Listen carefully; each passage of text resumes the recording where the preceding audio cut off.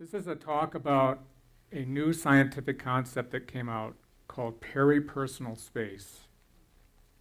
It's a technical scientific concept that actually has profound implications for psychotherapy. And I'm very appreciative that you came here today to hear about it. Let's just go right into it. I have 3 clients, sample clients, as an introduction. The first client is a young musician in his 30s. He tends to freeze when under stress. His physically abusive father was his music teacher. When the conductor of the group that he's a part of challenges him, he just tends to almost completely freeze and can't even speak. He's interested in being able to stand up for himself more. Client number 2 is a woman in her mid-50s, successfully professional, 3 kids. And if you slow down and look at her instead of just listening to her talk, when she's sitting in front of you, she's leaning like this, and there's a wary sense on the right side of her face. And she has free-floating anxiety. And the third client is a sophomore college student who horribly was drugged and raped at a frat party. And she's been markedly aware that ever since the experience, she's completely out of her body and doesn't feel safe anywhere. What's a possible common thread between each of these people? You could say that each one of these people has lost a sense of control of his or her body. And neurologically, what that means is they've lost control of what's called peripersonal space. From a fabulous book written by Michael Graziano, which was my inspiration for getting into this topic, it has long been understood that animals have a safety buffer with respect to threatening objects, predators, and even other members of the same species. In simplistic terms, peripersonal space is the virtual padding that we maintain between each other.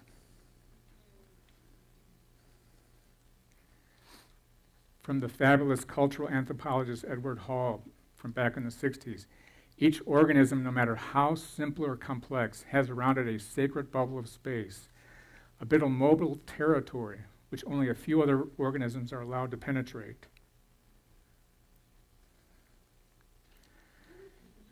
Peripersonal space is like a bubble wrap, a second skin that surrounds our body, and it tends to emphasize nearby space. It's all about the place where you keep other people out.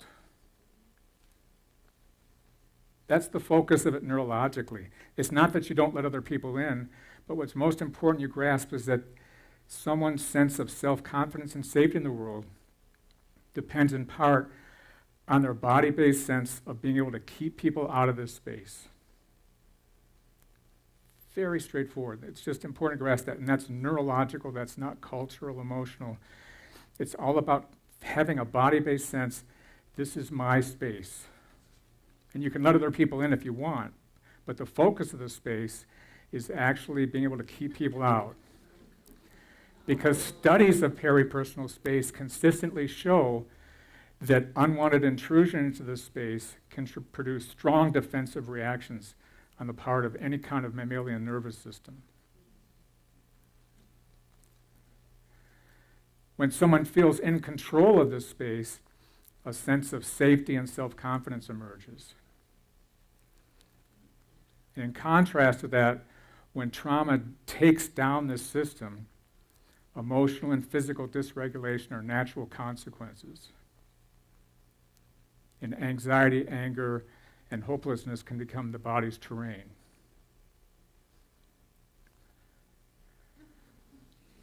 Without peripersonal space, who could you possibly be?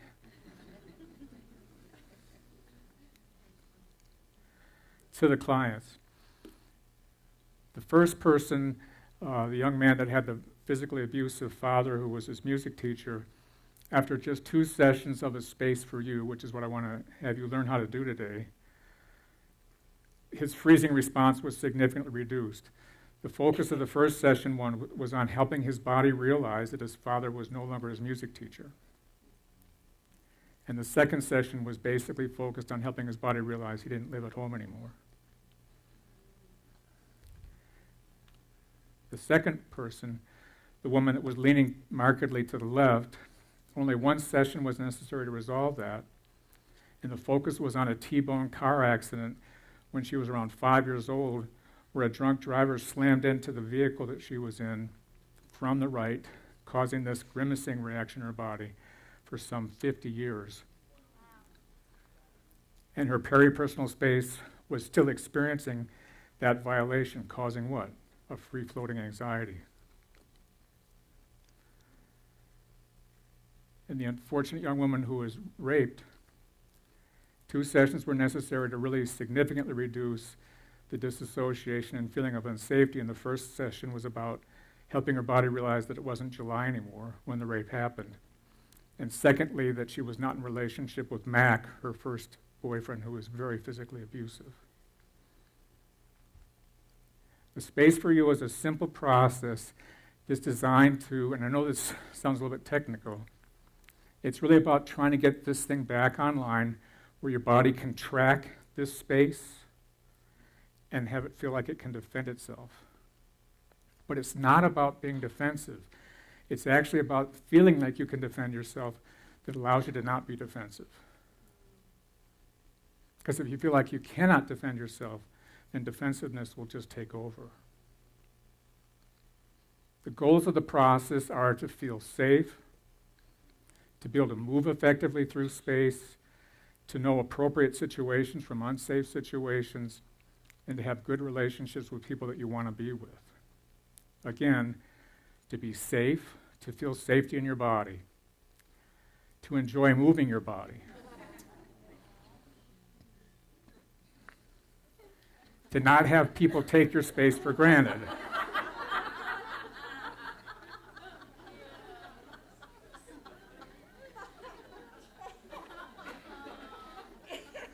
Isn't that horrible?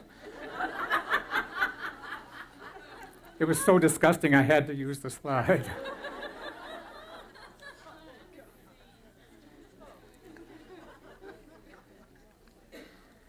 And what's interesting is that a lot of times people self-sabotage in relationships by not understanding someone else's personal space, by not being able to track that.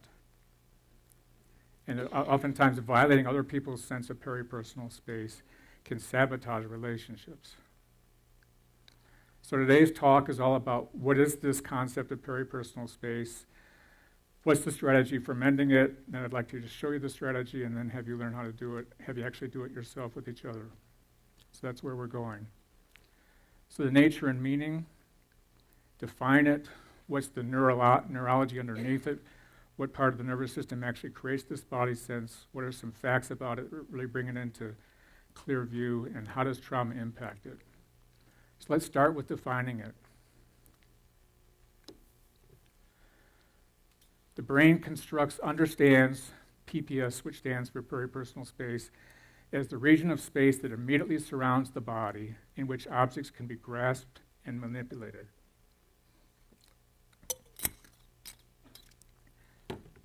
I just spilled all over. That was brilliant.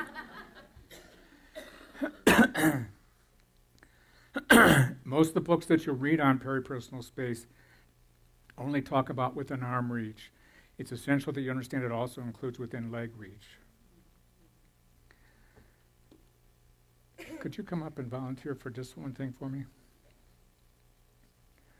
And turn around and face everybody. Tell everybody your name. Rita. Rita, thanks for coming up, Rita. So hold this arm out.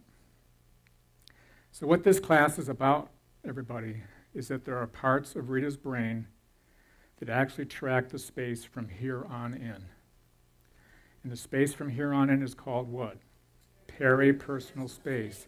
And I mean it, there are parts of her brain that are designed to track that space. That's their purpose. And if you let that down, just extend your leg out comfortably. Oh my God, that's impressive. You scared me.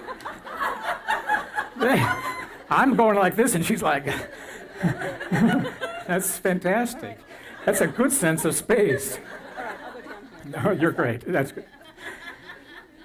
So her body, no, you're fine. Her body wants to feel like she can defend that space, to keep anybody out that she doesn't want in that space. And that's what this class is about. Does that make sense? And what they discovered in the last 15 years or so was that there are specific parts of the brain that track that space. And this is all about healing those neurons. Thanks so much for coming up, Brandon. Does everyone get that? That's so important. It's about defending this space. What's the function of it? It serves as the interface between the body and the environment. The key thing is that it's the area in which the body makes defensive responses against, as well as purposeful actions towards objects. Patrick, the video? This is a video of defensive responses. So what I'm going to have you do is stand in front of this box like this, hold the handle like that, and just start spinning it clockwise. Okay. And no matter what happens, control your reflexes. She knows something's coming. Yeah, you go. Okay. Yeah. Good.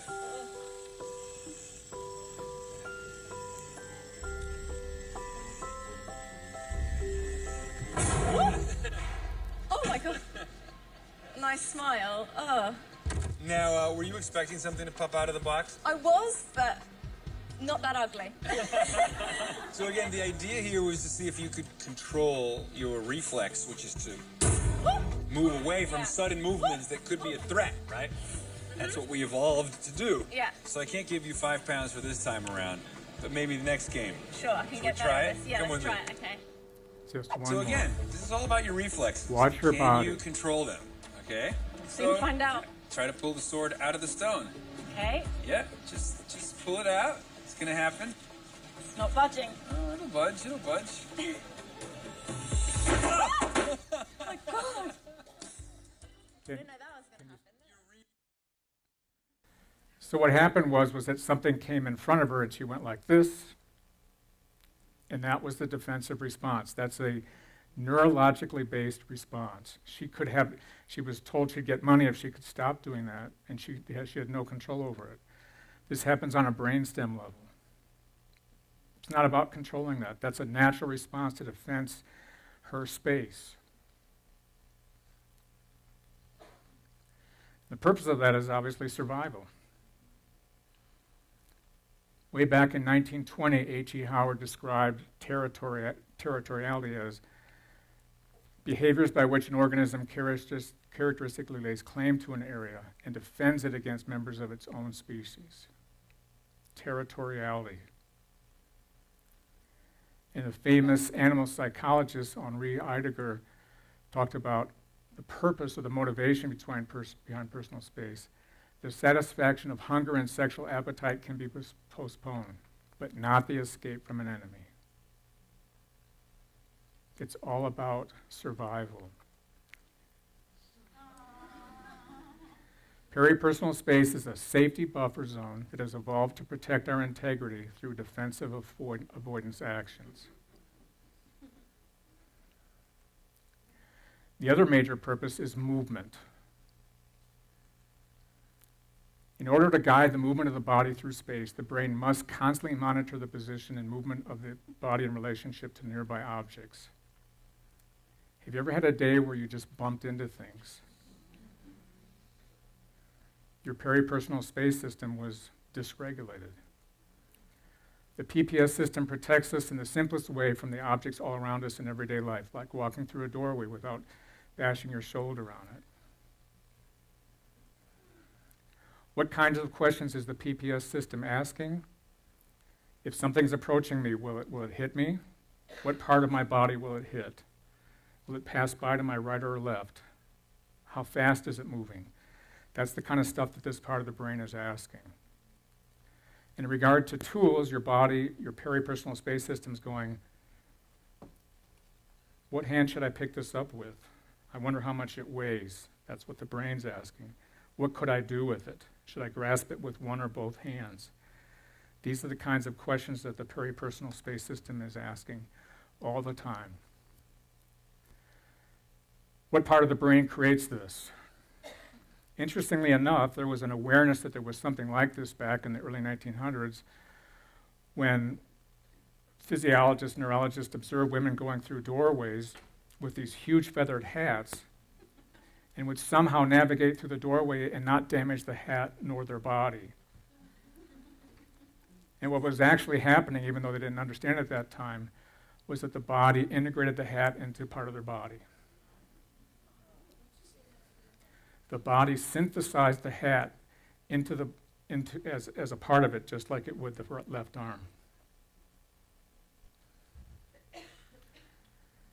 100 years later, wearing outfits like this, the nervous system is able to basically contextualize the body as it moves through space, and even the clothing it wears as a part of the body. Just where are these circuits? The key concept is that the brain has been realized to contain a series of what are called multimodal neurons. It's obviously a pivotal concept. It's long been understood since the early 1900s that there are parts of the brain that have specialized focus functions. So if I'm standing here and this part of the back of my left hemisphere, as in the diagram, relates to vision. And it really is the focus. That's where vision is most consistently registered. And just in front of that is where touch is registered. And just in front of that is where movement happens. And just above the ear is where hearing is recorded. And if you've heard about neuroplasticity, this isn't that. These are consistent locations of where things happen in the brain. But what was recently discovered is that throughout each of those areas, there are collections of neurons that respond to multiple kinds of input. So there's areas of neurons back in the visual cortex that respond not just to vision, but to touch, to hearing. There's parts of the touch cortex that respond to vision.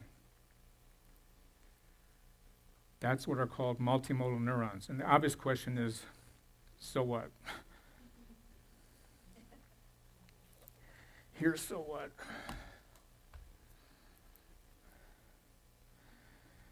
Okay. So this is from Michael Graziano's book. So he's basically tracking, there's a part of the brain deep inside called the putamen. And what he realized was that the putamen deep inside each hemisphere actually has a map of the whole body, and they were trying to figure out which part of the putamen corresponded to this part of the body. So they would touch here and track with brain scanning which part of the putamen was activated. Am I making sense? So I touch here, which part of the putamen does that activate? But what they noticed, which was again being a good scientist, is that they noticed that when they started to reach for that spot, the putamen activated as well, in the exact same location as if they'd been touched. Did you catch that? The same place that activated when the touch actually happened, activated as the hand approached that area. So that part of the putamen was tracking not only that part of the body, but the region around it. Thus, the putamen was playing a part in mapping not only the body, but the space around it. The other story they had from his work in the lab, which was just fascinating, is there was one point where he was working behind the study subject, and they were touching back here, and he was wearing crinkly gloves that made a sound when his fingers moved. So that first they figured out which part of the putamen got activated when you touched there, but then they realized that when he approached the area with the sound of the gloves being registered by this ear, then the same part of the putamen fired off as if it had been touched. So the putamen was synthesizing not only the visual data of the hand coming in, but also auditory information coming in. The putamen was synthesizing all these things at once instead of just being, this is a touch neuron. That's what multimodal neurons are neurons that can track several different things. And what they do is they integrate all these senses into a map of not only the body, but the space around it. It's a tremendous shift in consciousness because, again, this was the model prior to that. This is where vision happens, and that's all that happens there. This is touch. And there was a realization now that, there's all sorts of things going on all over the body. What we realized in the lab was that the multimodal neurons were tracking the locations of specific body parts and monitoring the proximity of intruding objects with respect to those body parts. It was mapping the space around the body. Just where are these neurons? All over the place. They're all over the outer part of the brain, which is called the cortex, and they're also deep inside the brain. That's a top-down view on the left of where the putamen is, the green, and in the top of the brainstem called the tectum. So it's all over. And these multimodal neurons are not acting in isolation. They actually, when the person is integrated, synthesize together into a map of the body as a whole and the space around the whole of the body. And all of these items network together act like an air traffic control for your peripersonal space. Any questions on this? Yes. The question was, are there changes over the lifetime in terms of this mapping? How much can an infant defend him or herself when he or she's first born? Can't. So there's no studies on it, but it's like I cannot make a defensive response if I don't want to be touched there. I literally can't. That's not online yet. I don't have control of my arm. Did you know that? You don't even have control of your arm when you're first born. That happens much later on, to actually have independent move of the arm. So I really don't know. I would imagine, this is a complete stupid guess on my part, that probably the sense of space emerges over time as you start to develop. But then after that, one of the obvious changes would be if my movement gets restricted. So if I can't reach out like this, but if I'm 95 and all I can reach out to is like this, then that restricts my space, right? So that I'm only going to be mapping out this area instead of this area. Does that make sense? Because it is based on how much I can move.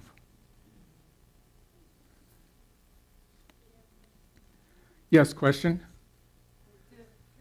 The question is, how does the space change from front to back? And I haven't seen any really specific data on it, but the whole idea is that I would like to be able to turn around and defend myself in all directions at that amount of distance. But yes, that's a good question. So her question was a good one. What happens when you tighten up? What actually happens when someone's afraid, does anyone know? Is that the sense of space actually expands. And even though I cannot go out here to defend it, I expand my sense of space out to here, and I don't want you in. I don't want you not only to get inside of here, now she's included in my space, and it's just like, get out of my space. Did that make sense? The more anxiety that's flooding through the system, the more neurological, exciting chemicals that are in the brain, actually the body sense of peripersonal space expands beyond what it actually factually is as you get more and more defensive and more scared.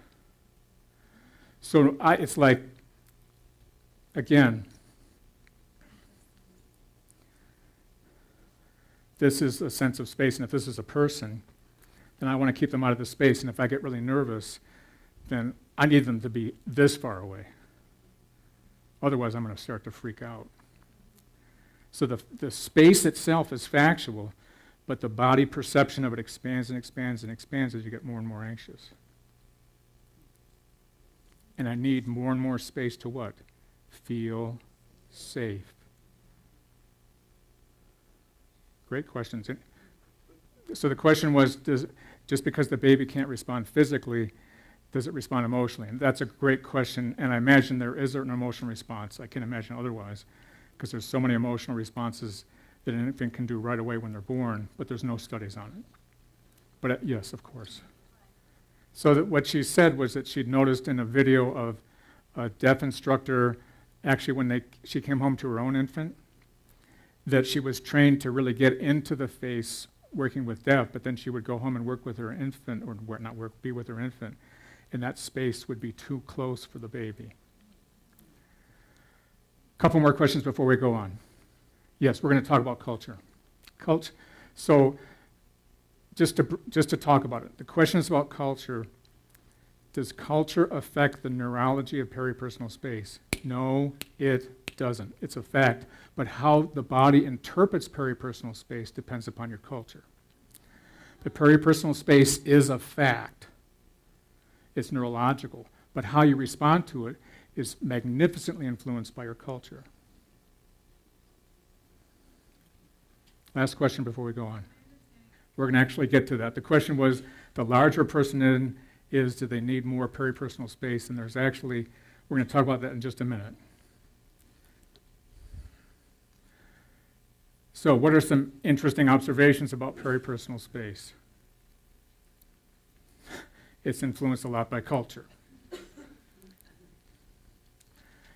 So Edward T. Hall, back in 1966, his book, The Hidden Dimension, was published, and in it there were magnificent examples of how much culture interprets or influences your interpretation of space. So there's lots of different examples in there, so you'll probably think the ones that I chose in that book are stupid, but I'm from Michigan, so I get to choose the ones I want. So I grew up as a really fine young WASP boy outside of Detroit, and table manners were pivotal. It's like, my father said, if you put your elbows on the table, no one will ever want to marry you. It's just like, it's like, wow, but that's the truth.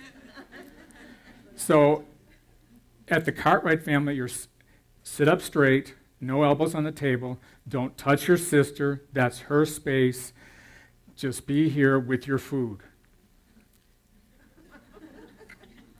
This is from The Hidden Dimension as far as one of the possible experiences in being in Japan.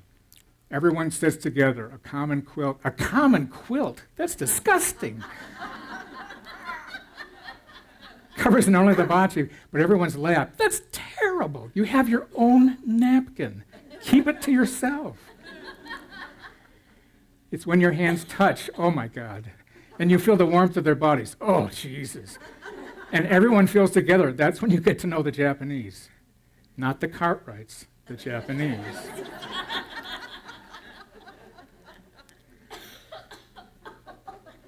My other example from the book that really struck me was because my father worked for Ford. American behemoths, that's Edward Hall's language for cars made in Detroit, give bulk to the ego and prevent overlapping of personal spheres inside the car so that each person has their own space. So culture even influences the design of cars. It's everywhere. So the comment earlier that you made about culture is so important. But again, the space is a fact, but how it's responded to depends upon culture. From Michael Graziano's book, Peripersonal Space is real, and it influences real lives culturally, socially, and emotionally. The goal of this process is to have everyone act like a young WASP boy. No. No. The goal is to reveal the person's own natural understanding of peripersonal space based on their culture. So the process is acultural. Peripersonal space, from Michael's book, creates the scaffold for all social interaction. It places us in a great social honeycomb of decorous relationships. Regardless of your culture, peripersonal space has to be adjustable on a moment-by-moment basis to the situations you're faced with in your life, moment by moment. In other words, what he's saying is that to be effective, the peripersonal space system has to have a volume knob. Are you with your kids? Are you in a business meeting? That changes space. Are you at a religious gathering? Are you in a profoundly crowded bus, public transportation? Are you with a lover? The brain computes a buffer zone around the body which is flexible. It changes in size depending upon the context that you're faced with. So again, the body's management of this neurological fact of space has to change moment by moment to the situation you're in. But the space itself is factual. Space perceptions are also very strongly influenced by population density. This is a top-down view of what's called a micro-apartment in China. It's 60 square feet where this woman and her son live. So you would think then that within this context, you don't need much space. You don't demand much space, but please don't think that this is neutral on the body. This is, again, going back to Edward Hall's book, A Study of Woodchucks. A 4-year study of 872 woodchucks showed that there was as much as a 60% increase in the mean weight of the adrenals during periods of high population density and competition for mates. So the body responds to that minimalistic space. It honors that because that's what you have to do, but at the same time, please don't think it's a neutral event for the body necessarily at all. How you feel about people affects your need for space. Notice how you respond to this face or this.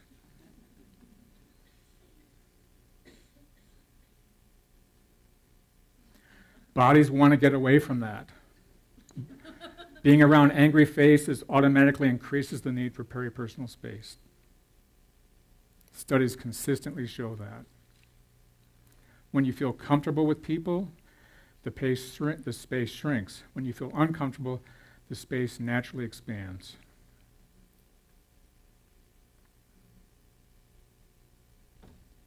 I don't like you.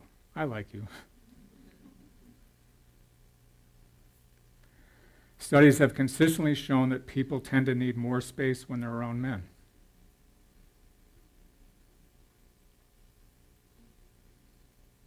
Studies have shown that women tend to have a much smaller need for space around children. Studies show actually that when you play a game with someone, and if you're behaving cooperatively with another part of the people that are playing, like in an economic game, that their body starts to synthesize into your sense of space. And if someone started, to poke at your partner or the economic person that you were, cooperating with, your body would start to register that as contacting your body. When you feel in control of movement, your need for space reduces. The other person's need for space expands. If I'm standing here like this next to her, her need for space is like going, get out of my space, because I can control her body more easily. Whereas when I'm in this position relative to her body, I'm like going, I feel really confident. I don't need much space.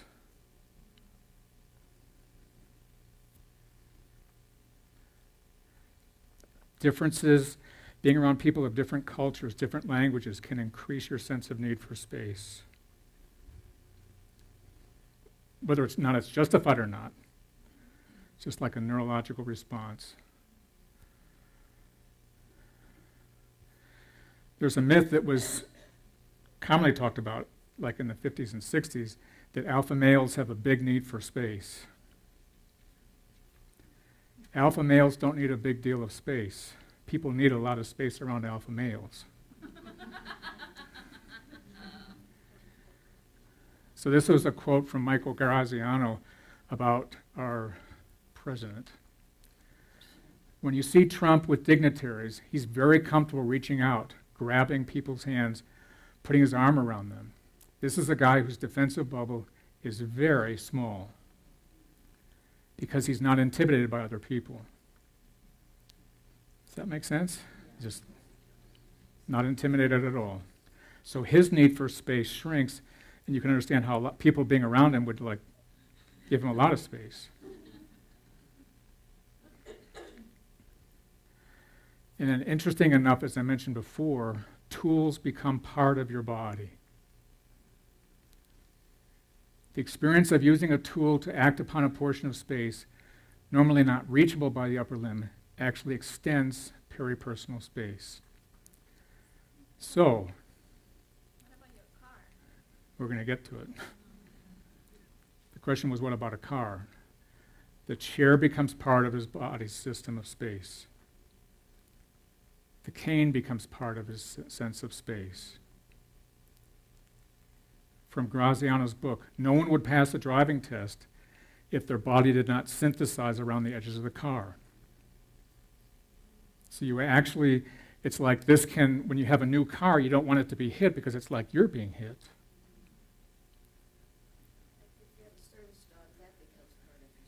Very good. The question was about a service dog. The service dog becomes part of your space. Very much so. Horse riders who are master riders often talk about how they feel like their body synthesizes with that of the horse. What that means is that her brain is treating the horse as part of her body. Don't forget that peripersonal space includes the legs. So how does all of this relate to trauma? What has this got to do with trauma? Let me spill some more water on my face.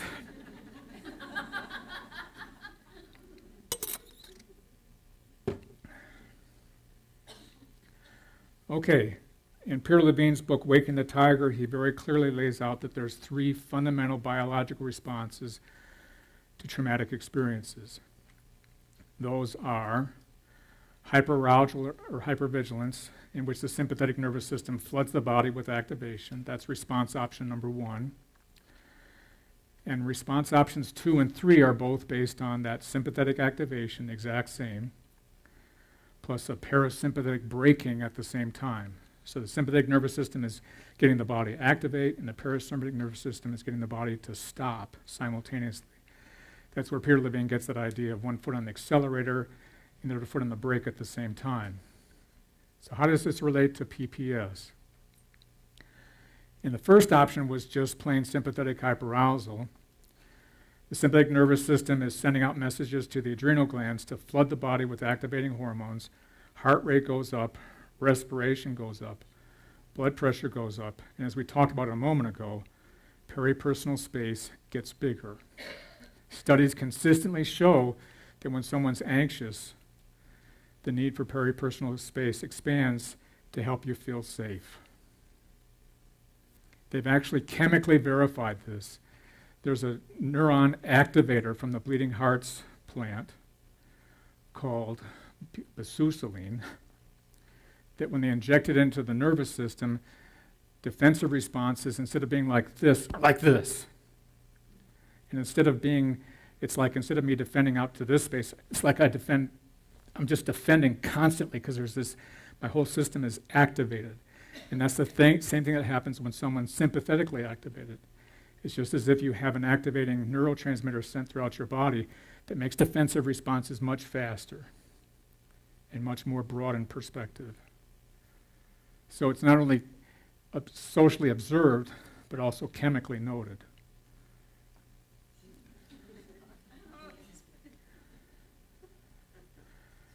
When your PPS system is enlarged, don't you want to meet this guy?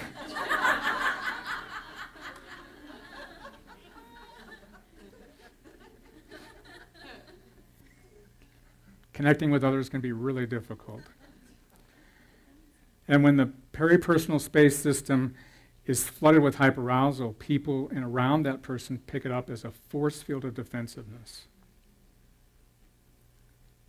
So here's a cartoon if you can't read it. Boy, look at his personal space. And the guy on the left is feeling very confident, and he's actually sensed by others as very unapproachable. So again, in option number 1, in sympathetic arousal, the field of space expands. To feel safe, she needs me not to be here, she needs me to be here. In the second response option to trauma, sympathetic activation, but simultaneous parasympathetic braking. So there's the adrenal glands flooding the body with activating hormones, but the heart rate goes down, respiration rate goes down, blood pressure goes down, and peripersonal space is tracked, but is perceived as not defendable. So when you're in the freeze response, your body goes into a trance-like state of immobilization. That's a possum. And although you notice your space, you're helpless to defend it.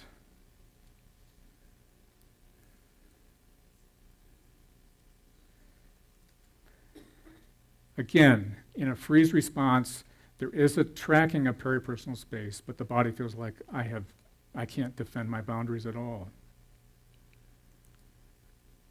This is statistically validated, again, chemically, when they take a neuron inhibitor from the amanita mushroom called mucimol and inject that into the nervous system. Here's what the defense response is. The defense responses with the bleeding hearts look like this, and here they look like this. So my range of defense is not out to here, it's out to here, and it's very slowed. So there's this with the exciter and this with the inhibitor. And it's as if the body can't defend itself anymore. That's what happens in the freeze response. And as that freeze response deepens, someone can tend to isolate a lot to manage this sense of indefensibility.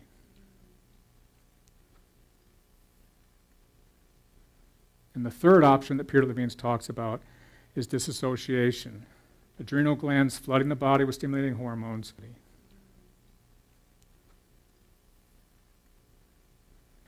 And peripersonal space isn't tracked anymore. Why? It's just taken offline. It's not perceived.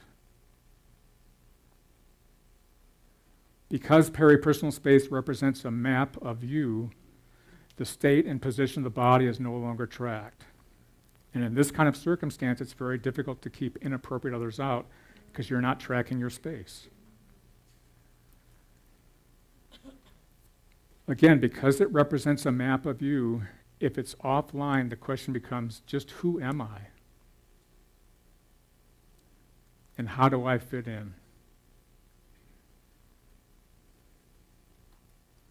Any questions on those three response options? Yes. So the question was, if you have a service animal, do they synthesize into your sense of space because their system and yours merge? Perhaps yes, and at the same time, with a cane, there is no personal space system with a cane, and your body synthesizes that. But is there a joining of your system with the other person's or the dog's? I can't imagine there wouldn't be. Some kind of neurological interplay there as well. At least a communication between the two, right? So regardless of whether someone is hyperaroused, frozen, or disassociated, and a lot of us have a mixture of two or more of those. Some of us are very purely hyperaroused, but a lot of us have a mixture. When peripersonal space isn't tracked, connecting becomes difficult. This is from Michael Graziano's book. When that invisible skin breaks down, the results can be devastating, ripping outward into all aspects of life.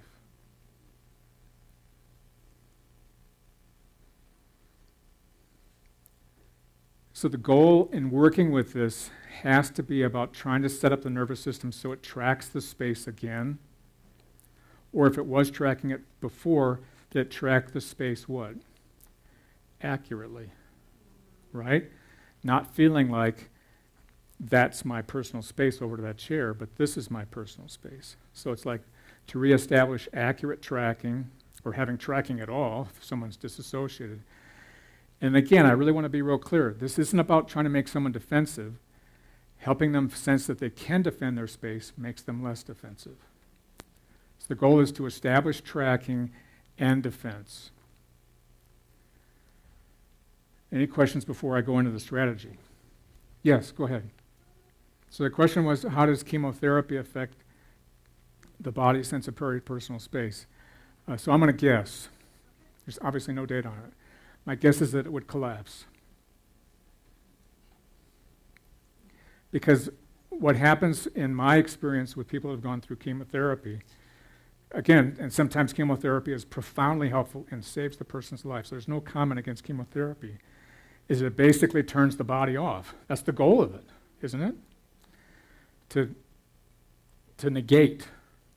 So that partly what happens when someone stops chemotherapy and then they gradually start to feel like themselves again, amongst the many things, one of the things that comes back online is peripersonal space. Okay. So what is this strategy? As far as the strategy, it's just a nine-sentence process. It's designed to work with traumas that are over with. I want to talk to you about how it could be used and guiding a client through it. So, what is the process?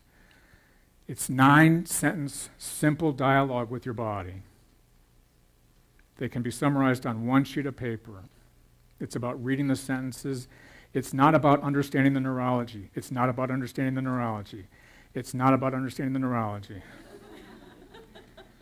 It's not about understanding the neurology, if you haven't heard that before. Each sentence is repeated about 6 to 8 times, but don't focus on counting 1, 2. Just do it. Focus on what you're trying to do, which is actually talk to your body. Here's the first sentence. We'll break it down. All multimodal neurons. What are those multimodal neurons? Neurons that respond to more than one input. That's all that means. It sounds like a really fancy word. All multimodal neurons throughout the brain. Please ask the son about the electromagnetic field. Now, what does that mean? A brain, when it's healthy, generates an electromagnetic field. That's not New Age. It's not New Age. That's what an EEG measures, is your brain field. So what's the question here? What you're trying to do is you're trying to do what to these multimodal neurons? Turn them back on. That's it. The goal of this sentence is, hey, guys, girls, wake up. What kind of field are you producing? You're producing a negative field or a good field? Are you really there? Or are you like, ee? So the idea of the electromagnetic field is because that's what health is, a healthy brain field. The idea of the after is you repair the system after specific traumas. So at the end of the sentence, you put a fact-based description of what you're wanting to resolve the trauma from. So like this, all multimodal neurons throughout the brain. Please ask the son about the field we generated after my mother died.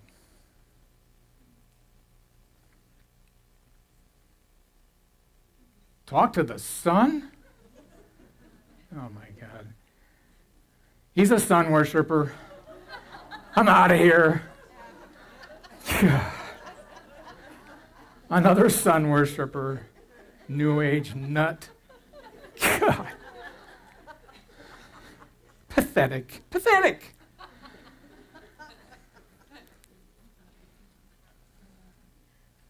I'm going to ignore Lee. Lee's stupid. I'm just going to talk to the brain.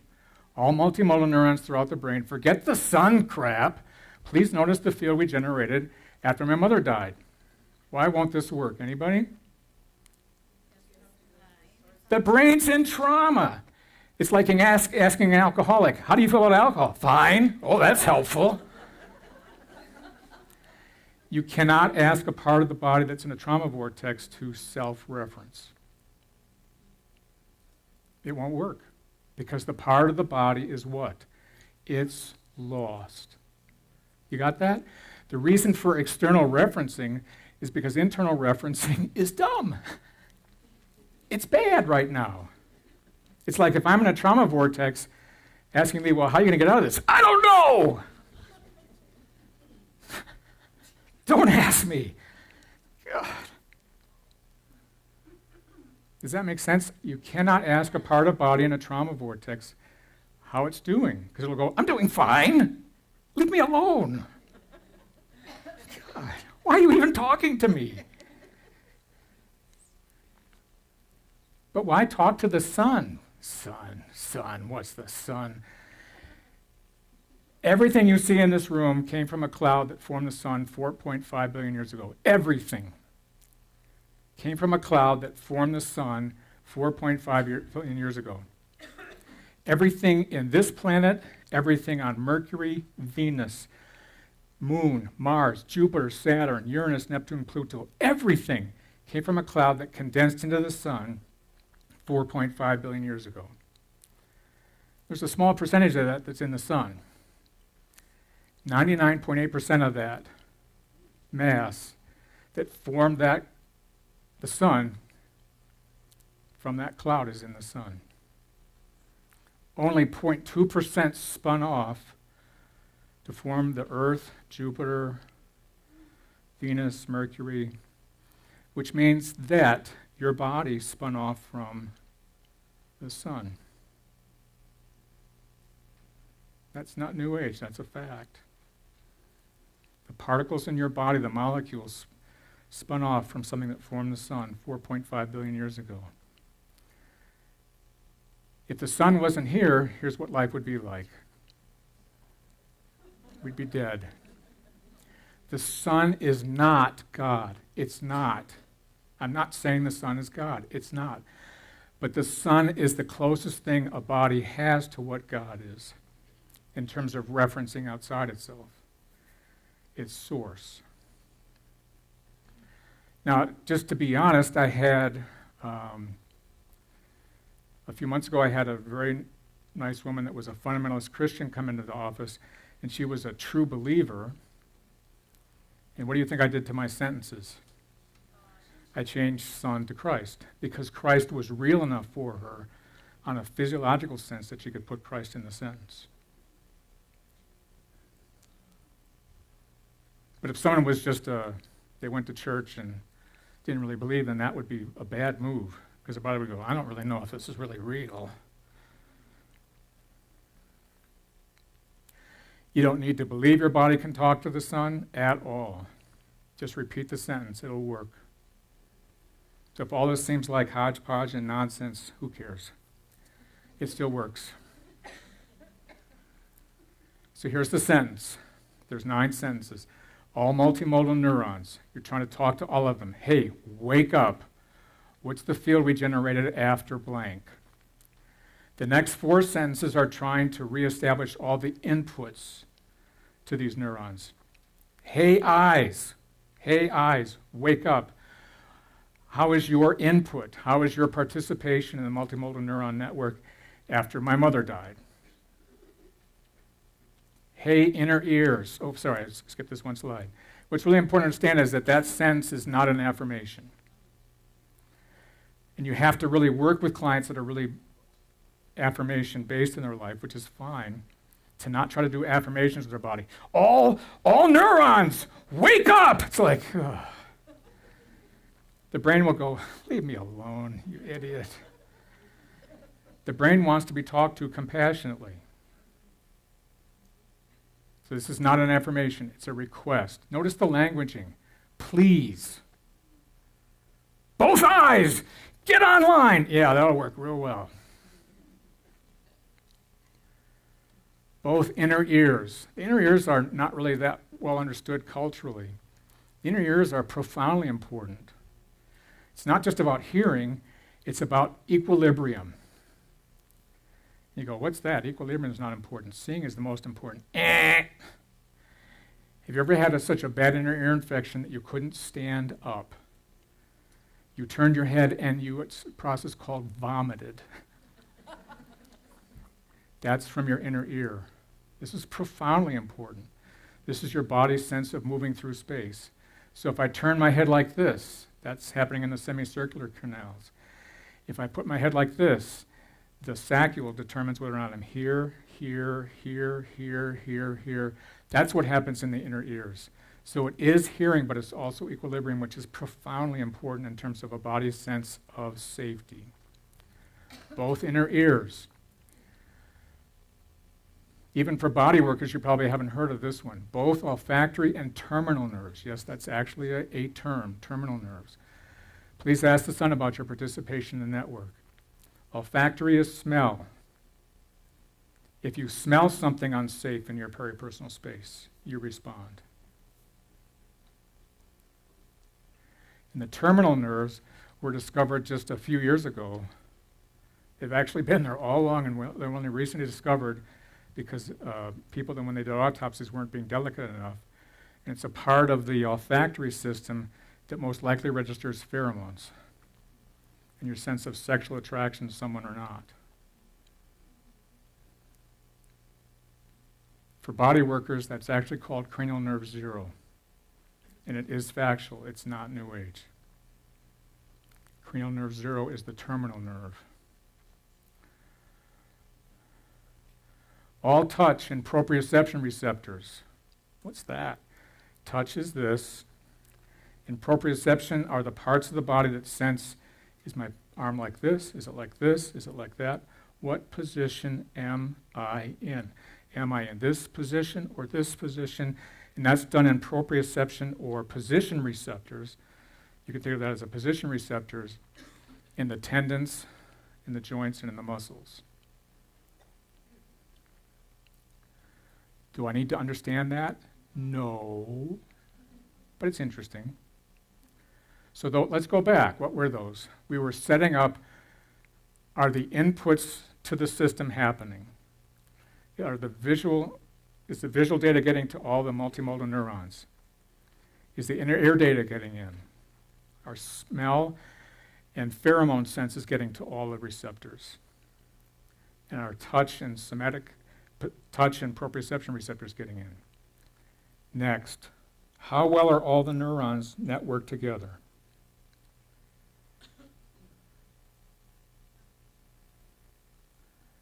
Next, there's only 9 sentences, don't freak out on me.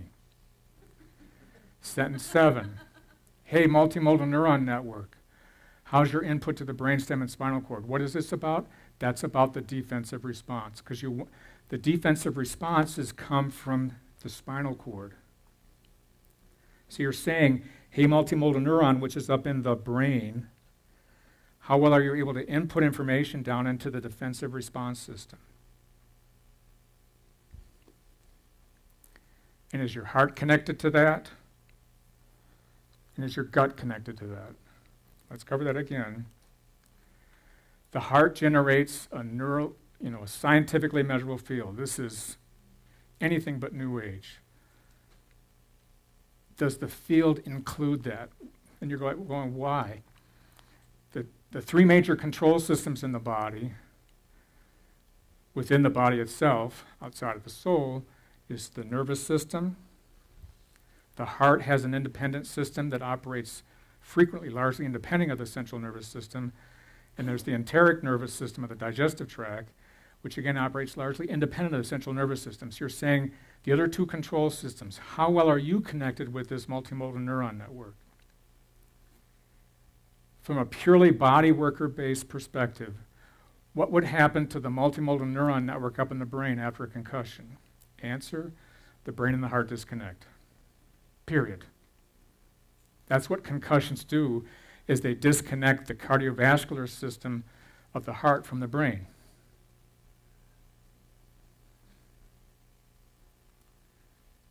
Hey, enteric nervous system of the gut, from your esophagus down to your rectum, how well are you connected? And that's the process. You don't need to understand these sentences at all. Just repeat each sentence about 6 to 8 times, go through the process overall like 2 or 3 times, and that will typically resolve trauma to the system from any kind of event.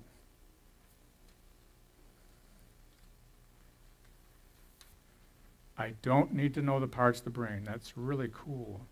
But how could that work? How could it be true that all I need to do is just read these sentences? The parts of the body know their name. Do you think that the multimodal neurons are going, I don't really know who I am? And your eyes are like going, I wonder what I am. Am I a fist? Am I a nose? Your eyes know they're an eye. Your eyes from the field of consciousness know that their name is eyes. Multimodal neurons know they're multimodal neurons. And they know your voice. It's not essential to understand the terms.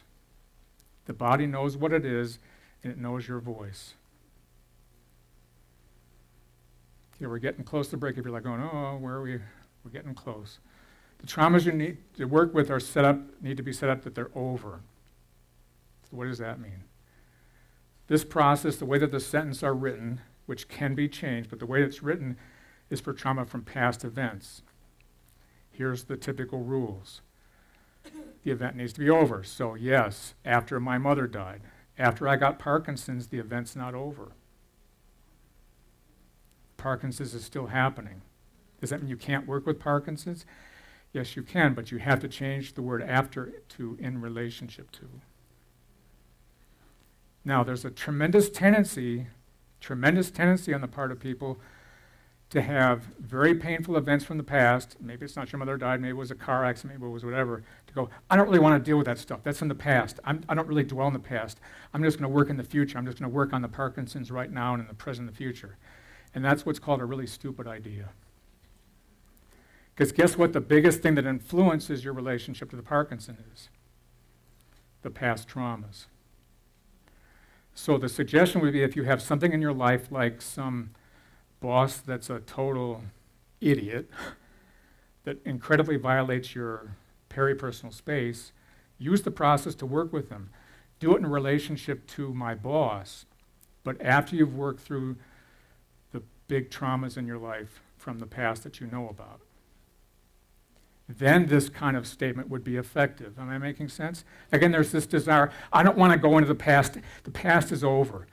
Yeah, it is over. And your body, because it's in trauma, thinks that the past is what? Still happening now. So just your conscious affirmation perspective that it's over isn't going to cut it on a trauma level. Okay, so the question is a good one. What happens if I don't know the event? And here's my response. First off, in terms of dealing with traumas, the biggest temptation of all for those that have had training like I had at Southwestern is to only think that the emotional traumas are important. It's profound. It's like people come to me and they're like going, I want you to help me with my father. I want you to help me with my father.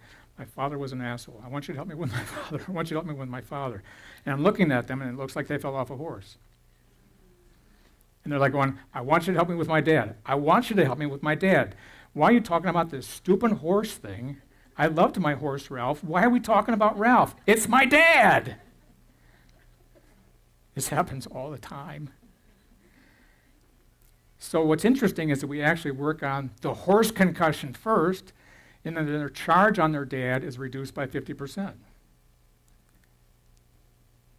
I didn't say it was gone. I didn't say that their dad wasn't an asshole.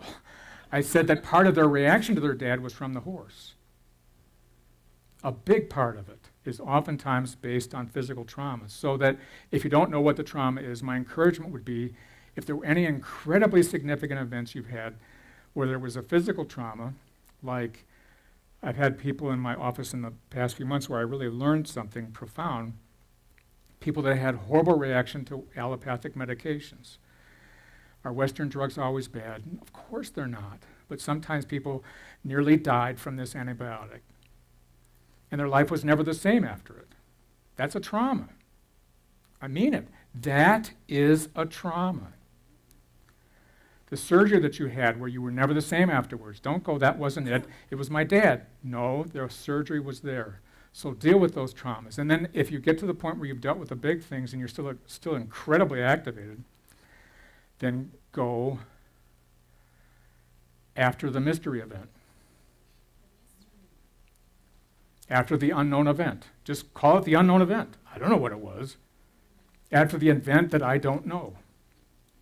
So your question's very valid. There are times where you don't even know what it is. After the event, I don't remember. Does that mean you should remember? No. Sometimes in resolving trauma, memory happens, and sometimes it doesn't happen. If you feel better and are more integrated in your life and you don't remember, then my response is fantastic. Who cares? Remembering doesn't fix anything.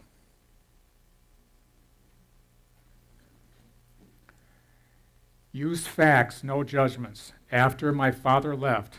After my satanic father left.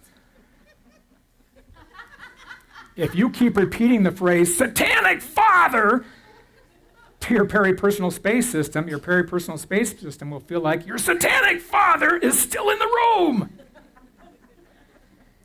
Just after Dad left. After Dad! Oh.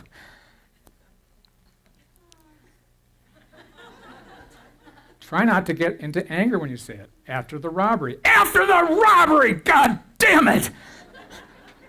Just repeat that 90 times. It'll resolve everything. The robbery! Those...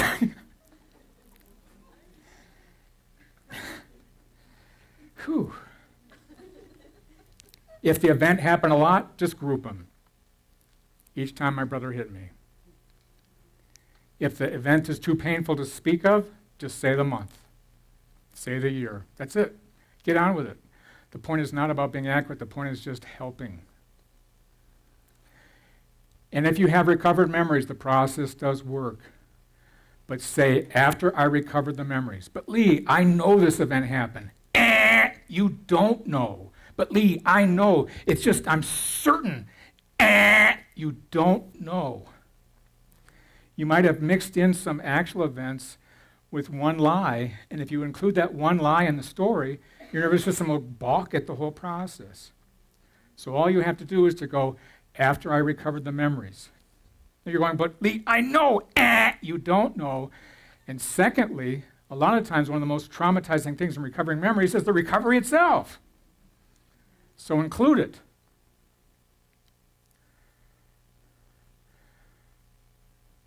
People oftentimes treat recovered memories as factual, as something they remember all their life. It's very dangerous ground. If you study memory at all, look at the data.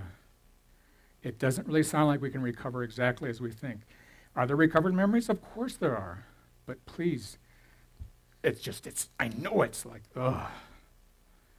Maybe. Who can use the strategy? If you're a therapist, you can guide a client through the process. If you're a body worker and the client feels safe, you can talk to the person's body through your hands. If you're a parent, prior to puberty and your child's sleeping, you could do this process for them through your hands. Can you imagine if your mother or father had actually been able to help you recover from something versus telling you to just pull up your bootstraps? Oh, please read this next one. Work on your animals.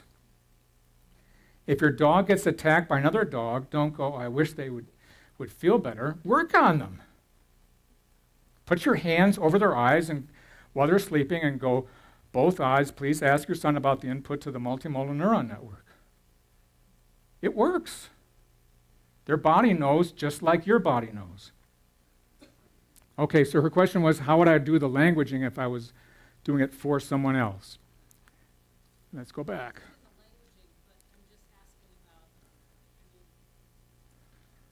Let me see if I'm going to cover your question.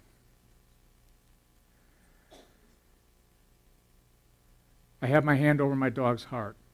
Heart, please ask the son about the electromagnetic field. And everybody, what would you do? You generated to and from the multimodal neuron network after the other dog bit you. It's a good question. Anybody else? So she's asking, how do I cover the entire period of time when I lived with my mother? So one answer is this. I'm sorry to be so honest. Has she passed? No. Okay. Because if someone has passed, just say after they died, and it deals with everything up until that moment. If they haven't passed, then you could say after July of 2008 when you last lived with them. Or you could say if you periodically went to visit and left, you could say after each time I left my mother's house. Or after each time I visited my mother's house. There's lots of ways of languaging it. Yes? So the question was, could you do this over the distance? Yes. Totally. So what I would do is if I was doing this with a client, I was doing long distance work, which I can't because I'm so pathetic, I can't work at all at a distance, is I would just email the list of questions to them and then talk to them about it as they do it over the phone. It would totally work. So again, would this process work at a distance? The answer is yes. If someone gave you permission and you were an energy work that could work at a distance, could you do this at a distance? Of course you could. I can't, but some people that can work at a distance energetically could do it very easily. So the question was, does it really go from the extreme that if you have a lot of fear, the face expands greatly, and if you're in freezing or disassociation, the space just collapses? These are extreme examples. Where that's like saying, if someone was, and some people are actually like this, some people are markedly leaning in their nervous systems towards disassociation. If they're stressed, that's where they go. But a lot of people have mixtures, so that in some situations I disassociate, in other situations I get more into fear and hyperarousal. So I want to be real clear that people could have mixtures. But if you're dealing with some people, and if you worked with a lot of different people, you might have run into this.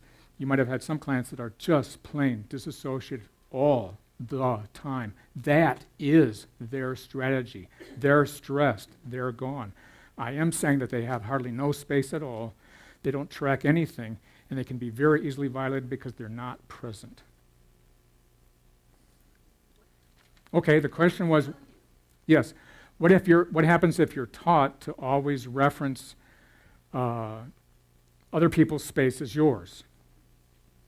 Right? That's what you're saying. And I've never heard of that. No, that happens all the time, right? That's just... It's called being a woman. It's called patriarchy for some people. I totally agree. And part of what this process is about is trying to get your own neurology online to track as at least a possibility your own space. Yeah. So the whole idea is that, when I made that statement about culture, because I really want to emphasize it, it's not about people not trying to get people to adopt my culture. At the same time, some people's cultures might have a really suck understanding of space. So it's like if you're in an incredibly patriarchal culture and you get online the culture's perspective of what it's like to be a woman, that may be not what you want at all, right? Let me be real honest. That may not be very healthy either. So to me, in that situation, if you were really working with someone that had a cultural perspective that was very antithetical to their own sense of space, then you'd probably have to dialogue about that at least to get their consciousness to open up to the idea that they matter. If it's like, for example, would this fix anorexia? Probably not at all, because the person's absolutely convinced that they're overweight. And even though this system is all about tracking your own body, if someone is absolutely fundamentally convinced that their body is too fat, this process won't touch that. If you're fundamentally taught and believe that you don't matter, if that's the overriding belief system in your entire life, then doing this process probably wouldn't be able to edge through that unless you start to realize that perspective is limited. So the question that he's asking is that he has an illness that actually impairs the myelin, and was there a medical event or an external event that caused the impairment? Was it a genetic? Okay. So he had an event where his own immune system, he started to treat his own nervous system as an enemy. Exactly. Right. So is that infection ongoing, or was it that time and then it's gone? It was that time and it's gone. Okay, so I feel like my response, what he said was that the event happened and then the infection was over with. So I would probably just say after the infection was over, and your goal would be to try to get as much online as possible. And how much is the goal of the most logical goal of the process would be to try to clear the traumatic interference from the event. But the idea that this process would be able to override actual neurological impairment, I'm very suspicious. But I'm very suspicious it would actually override myelin. It would not override, demyelination. Yes. But there might be some aspects of the impairment that might be from the trauma of the experience. And what you'd be doing would be curious about getting as much back as you can from it. So how would I word it? Just after the infection was over. So he asked, how would I word that if I had an illness that significantly impaired my nervous system, if I was curious about trying to get anything back from that experience that was possible, just say, after the infection was over. Can you do the process with yourself? Yes. If you can stay with the process, if you can do it and not get flooded. If you're doing the process on yourself and you get flooded and go into a re-experience of a past trauma, that's called useless. It's also very important if you're going to ever explore doing self-work that's neurological, is you understand that this is not trivial. If you start to work on, for example, trauma with your dad, over one time where he just ripped you a new rectum, okay, and it really strongly affected your psychological sense of yourself, and you treat this cavalierly, and you go, I'll just do 5 minutes on it. I'll finish it maybe over the next few days. I'll do 5 minutes each day. That's called profoundly stupid. Because if you work on this for 5 minutes and then just stop, that means you're totally mid-process. And if your child comes into the room, you're going to treat him like your dad treated you, because you're mid-process with your dad. Am I making sense?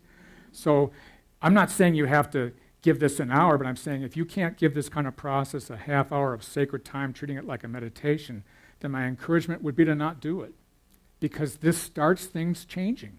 It just does. You're talking to your nervous system. They go, you want us to actually resolve this? Okay, we'll start doing it. And if you stop 5 minutes in, you are not done. Don't fool yourself into thinking you're done if it was a significant trauma. Don't go, my affirmations always work. No, they don't. It's in process.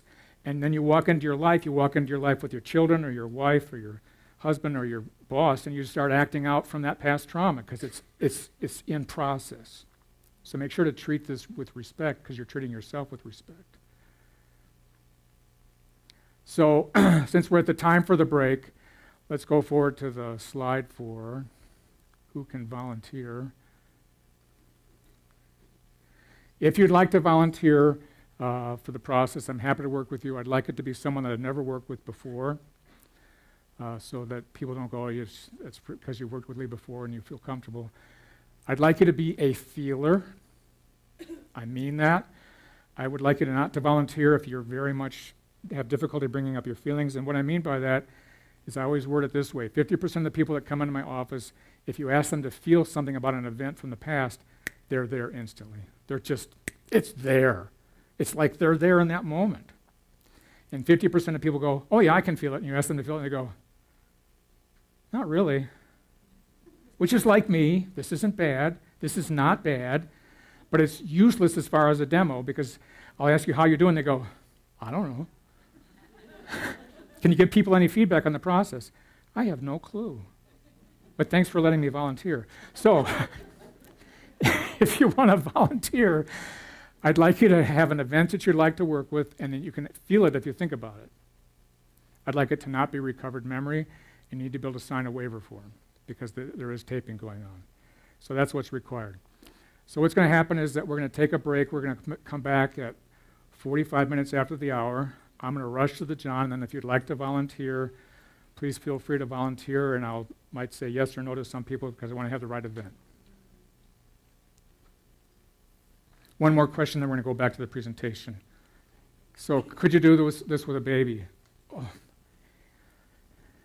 Please, please, please do this with babies. Please, please.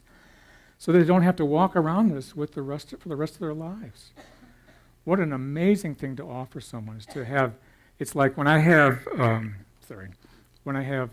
mothers come in with their children, like a 7-year-old kid. It's like the idea that this child is having this result, instead of having it in their field like me for 60 years, it's like it's a miracle. And to do that at birth right afterwards it's profound in its implications.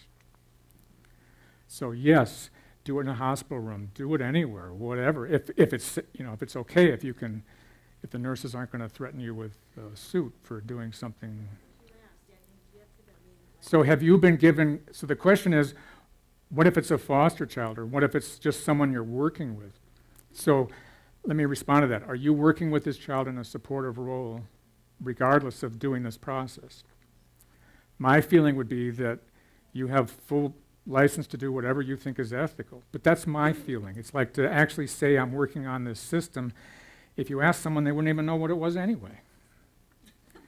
Literally. So to me, if you are in a helping relationship with someone, it's like if you're a massage therapist or a cranial sacral practitioner, and you're trying to help someone resolve from a concussion, do you have to instantly go, now we're going to work on your peripersonal space system. I need to tell you that consciously, and I need you to sign a waiver form for peripersonal. I don't think so. I think it's part, but that's a leave you.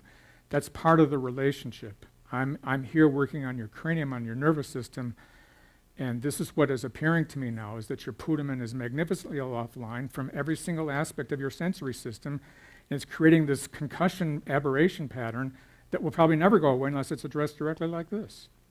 But that's a leave belief. Okay. So we are backwards on time. We have to get online. And it's not your fault, it's mine. So I'm going to really buzz through gliding a client through the process because it's typed out for you. I don't feel like I need to go through every sentence. So if you're going to do this process with someone as a therapist, if you're in a counseling situation, then you have to explain, you have to set it up. What is peripersonal space? It's the region within arms and legs reach of the body. It's managed by a special collection of nerve cells in the body that are called multimodal neurons. Nothing else, it's just like that. Multimodal neurons respond to a variety of inputs, not one. And they're throughout your brain, and they work together. The purpose of this process is to help you feel safe. Period. That's the purpose. And the other purpose is to help you be able to move through space effectively, like walking, running, or driving a car. It also helps you use tools. You don't need to understand this process. You don't understand any of these stupid terms. If an emotion comes up while we do this, it's totally okay. But I'm not going to invite you to go into the emotion. I am not going to invite you to go into the emotion because that's not what this is about. The goal is to actually have you resolve the emotional pattern. Right? But it's not bad to have emotions. It's just like that's not the goal. If you need a break, just ask for it. What might you feel? You might feel relief. You might feel sadness, tears, tingling. You might find that you're reading a sentence, and as soon as the trauma starts to resolve, you can't even say the sentence anymore. It's just like it's so hard to say the words. It was easy to say the words, and the trauma starts to move. It's like I must move. That's just what happens, because that's the trauma resolving. That's not bad. You might forget where you are in the process. And what are we doing? We're trying to help you feel safe. We're trying to help you isolate less. If you can't read the cartoon, for crying out loud, can't you see? I need more space. Work together better with people. Sabotage less. Connect better. If you're doing the process, just be present. Help the client switch between the sentences. You track the counting versus the client tracking the counting. Help the client talk to the body versus do affirmations. Help the client stay with the process versus go into emotions. In regard to your question, if a person ever were to go into a reenactment, which is incredibly rare with this process, but if it happened, you'd invite them to track, what color are my eyes? What color are my eyes? Look at the clock. Steve, tell me what time it is right now. Just bring them back to sensory reality, because you cannot resolve that trauma, especially with this process when the person's in a reenactment. It's impossible.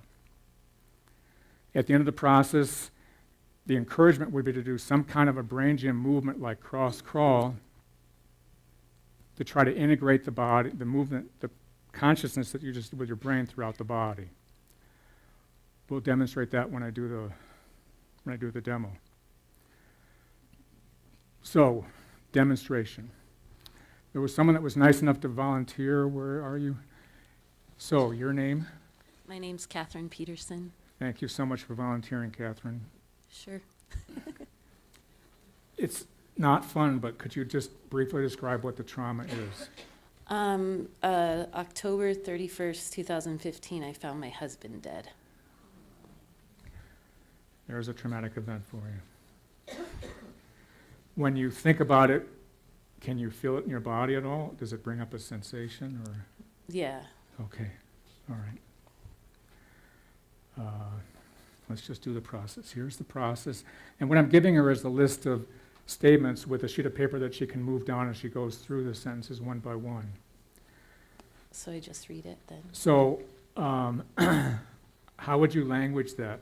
After I found my husband, how would you say it? Something that would feel safe to repeat, that would be factual. I guess just how I said it. After I found my husband dead. Okay. Yeah. After I found my husband is what we're going to put at the end of the sentence. So if you could just start for me, that'd be great. Okay. All multimodal neurons throughout the brain, please ask the sun about the electromagnetic field we generated after my husband, I found my husband dead. Just after I found my husband. After I found my husband. Just repeat that. The whole thing? Yeah, just keep repeating the whole sentence several times. Okay. All multimodal neurons throughout the brain, please ask the sun about the electromagnetic field regenerated after I found my husband. Good job. Just keep repeating it. All multimodal neurons throughout the brain, please ask the sun about the electromagnetic field we generated after I found my husband. All multimodal neurons throughout the brain, please ask the sun about the electromagnetic field we generated after I found my husband. All multimodal neurons throughout the brain, please ask the sun about the electromagnetic field regenerated after finding my husband. Keep going. All multimodal neurons throughout the brain, please ask the sun about the electromagnetic field regenerated after I found my husband. Keep going. All multimodal neurons throughout the brain, please ask the sun about the electromagnetic field regenerated after I found my husband. Doing great. Keep going. All multimodal neurons throughout the brain, please ask the sun about the electromagnetic field regenerated after I found my husband. Great. Go on to the next sentence. Both eyes, please ask the sun about your participation in the multimodal neuron network after I found my husband. Doing great. As you say that, try to think of your eyes. Okay. Both eyes, please ask the sun about your participation in the multimodal neuron network after I found my husband. Both eyes, please ask the sun about your participation in the multimodal neuron network after I found my husband. Both eyes, please ask the sun about your participation in the multimodal neuron network after I found my husband. Great. Next sentence. Both inner ears, please ask the sun about your participation in the multimodal neuron network after I found my husband. Both inner ears, please ask the sun about your participation in the multimodal neuron network after I found my husband. Both inner ears, please ask the sun about your participation in the multimodal neuron network after I found my husband. Both inner ears, please ask the sun about your participation in the multimodal neuron network after I found my husband. Both inner ears, please ask the sun about your participation in the multimodal neuron network after I found my husband. Both inner ears, please ask the sun about your participation in the multimodal neuron network after I found my husband. Both inner ears, please ask the sun about your participation in the multimodal neuron network after I found my husband. Great. Next sentence. Both olfactory and terminal nerves, please ask the sun about your participation in the multimodal neuron network after I found my husband. Doing great. Just think of your nose as you say this. Both olfactory and terminal nerves, please ask the sun about your participation in the multineuron network after I found my husband. Both olfactory and terminal nerves, please ask the sun about your participation in the multimodal neuron network after I found my husband. Both olfactory and terminal nerves, please ask the sun about your participation in the multimodal neuron network after I found my husband. Both olfactory and terminal nerves, please ask the sun about your participation and the multimodal neuron network after I found my husband. Keep going. Both olfactory and terminal nerves, please ask the sun about your participation in the multimodal neuron network after I found my husband. Both olfactory and terminal nerves, please ask the sun about your participation in the multimodal neuron network after I found my husband. Both olfactory and terminal nerves, please ask the sun about your participation in the multimodal neuron network after I found my husband. Great. Next sentence. All touch and Proprioception. proprioception receptors, please ask the sun about your participation in the multimodal neuron network after I found my husband. Try to notice your legs as you say that. All touch and proprioception receptors, please ask the sun about your participation in the multimodal neuron network after I found my husband. All touch and proprioception receptors, please ask the sun about your participation in the multimodal neuron network after I found my husband. All touch and proprioception receptors, please ask the sun about your participation in the multimodal neuron network after I found my husband. All touch and proprioception receptors, please ask the sun about your participation in the multimodal neuron network after I found my husband.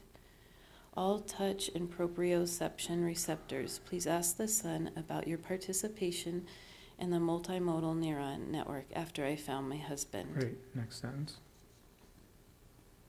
All multimodal neurons throughout the brain, please ask the sun about your networking after I found my husband. All multimodal neurons throughout the brain, please ask the sun about your networking after I found my husband. All multimodal neurons throughout the brain, please ask the sun about your networking after I found my husband.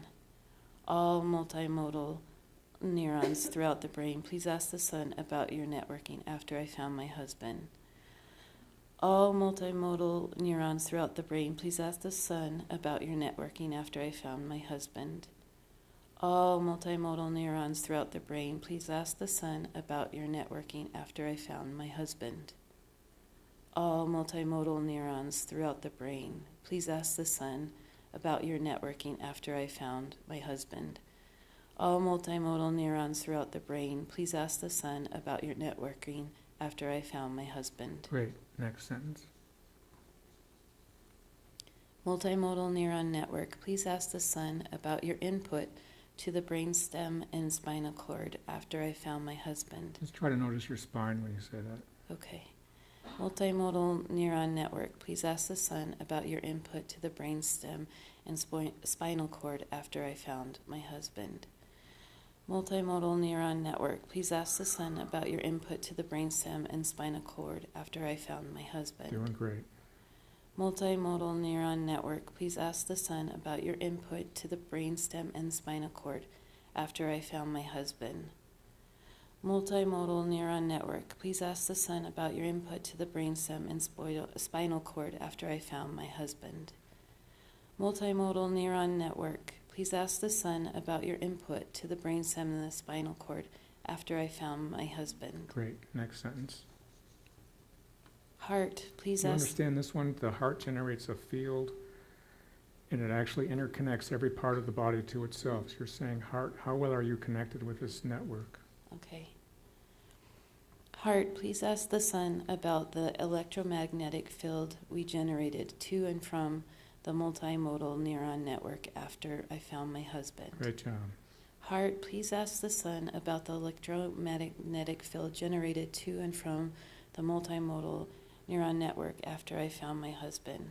Heart, please ask the sun about the electromagnetic field we generated to and from the multimodal neuron network after I found my husband.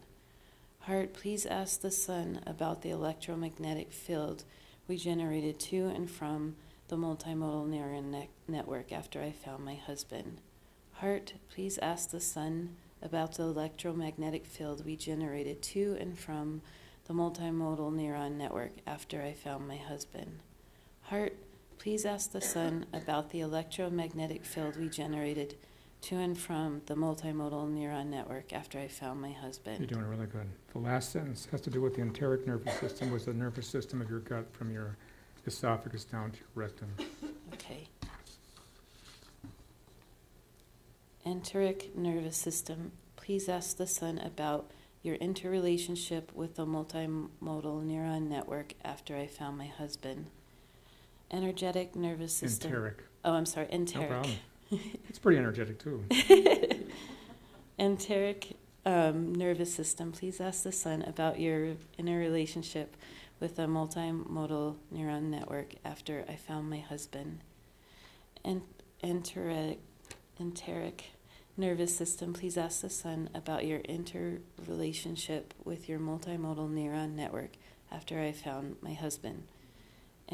Enteric nervous system, please ask the son about your interrelationship with a multimodal neuron network after I found my husband. Doing really good. Just keep going. Keep repeating that. Enteric nervous system, please ask the son about your interrelationship with the multimodal neuron network after I found my husband. Enteric nervous system, please ask the son about your interrelationship with a multimodal neuron network after I found my husband. Enteric nervous system, please ask the son about your interrelationship with the multimodal neuron network after I found my husband. Enteric nervous system, please ask the son about your interrelationship with the multimodal neuron network after I found my husband.